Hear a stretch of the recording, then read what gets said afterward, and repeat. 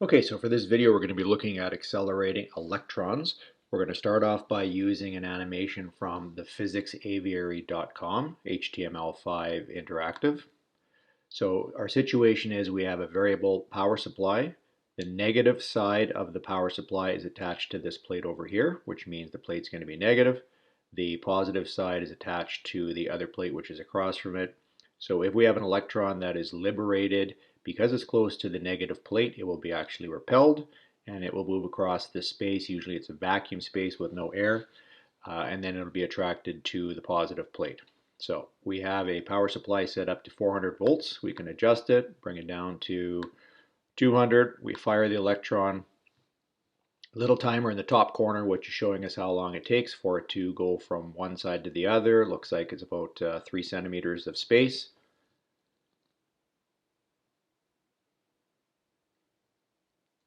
And it took 7.16 nanoseconds. I'm going to reset it, crank the voltage up a bit. Let's go back up to 400 and shoot it again.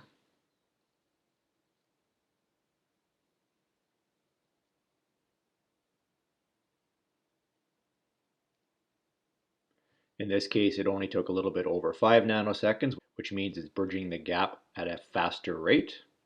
Okay, and let's go to maximum voltage of 800.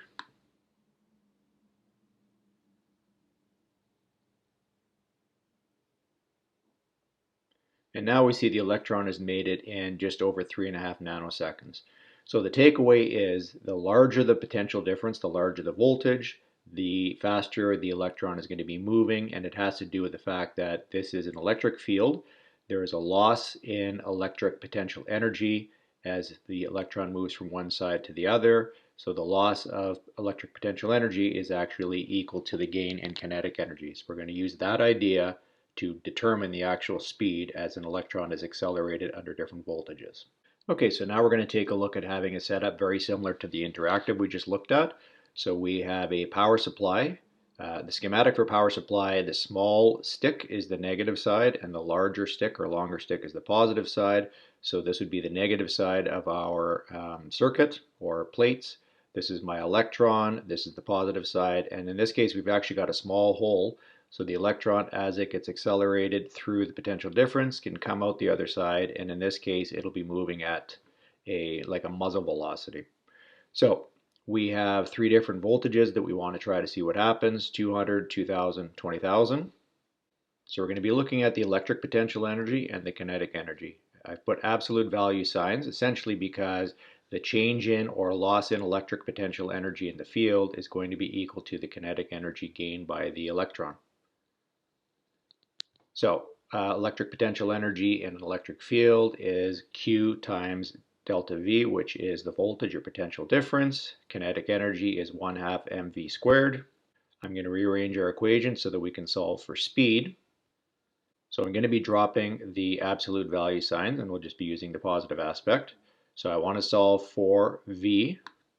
I'm going to multiply both sides of this equation by 2 over m. So on the right hand side, my 2's cancel off, and so do my m's. And on the right hand side, we will have 2q delta v over m, which gives us 2q delta v. Now we have to be careful. Delta v, this is the voltage or potential difference. The small v is the speed. So 2q potential difference over m is equal to v squared. I'm going to take the square root of both sides. So the speed of our charged particle, or speed of our electron, will be the square root of 2 times q times the potential difference divided by the mass. Because we're using an electron, we know that the elementary charge is 1.602 times 10 to the negative 19 coulombs, and the mass of an electron is 9.109 times 10 to the negative 31 kilograms. So if we put these values into this equation, we see that we have 2 times q times our delta v, or potential difference, divided by m.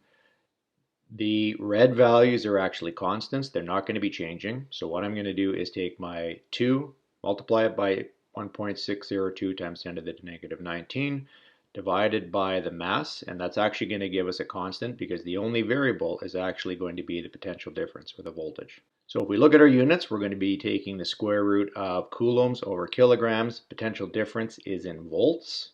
Now volts is not a base unit. Volts is actually joules per coulomb. And because we have coulomb on the top and coulomb on the bottom, that will cancel out. And a joule is also not a base unit. A joule is a kilogram meter squared per second squared.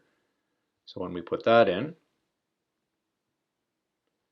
we end up getting kilogram meter squared per second squared over kilogram. Kilograms cancel out, so now our units will actually be the square root of meters squares per second squared or meters per second, which shows us that we're going to be getting speeds in meters per second. So here's our first one. We wanted to find the speed of our electron when we have a potential difference of 200 volts. So this was this constant we came up with, 3.5174 times 10 to the 11th coulombs per kilogram times the potential difference. In this case, we're going to have 200. So we multiply those together. We end up getting 7.0348 times 10 to the 13, and the units are meters squared per second squared. We take the square root, and so our electron will be traveling with a speed of 8.387 times 10 to the 6 meters per second when it comes out of those parallel plates for a voltage of 2000. Here's our constant, putting in our potential difference or our voltage.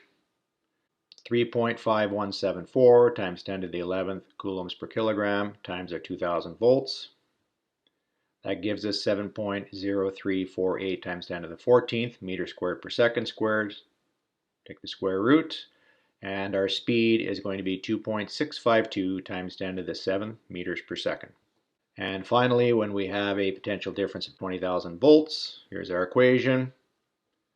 We put in our voltage potential difference of 20,000 volts, multiply those, we end up getting 7.0348 times 10 to the 15th meters squared per second squared. Take the square root and we get 8.387 times 10 to the 7th meters per second. So that shows you how to find the speed of a charged particle moving through an accelerating potential.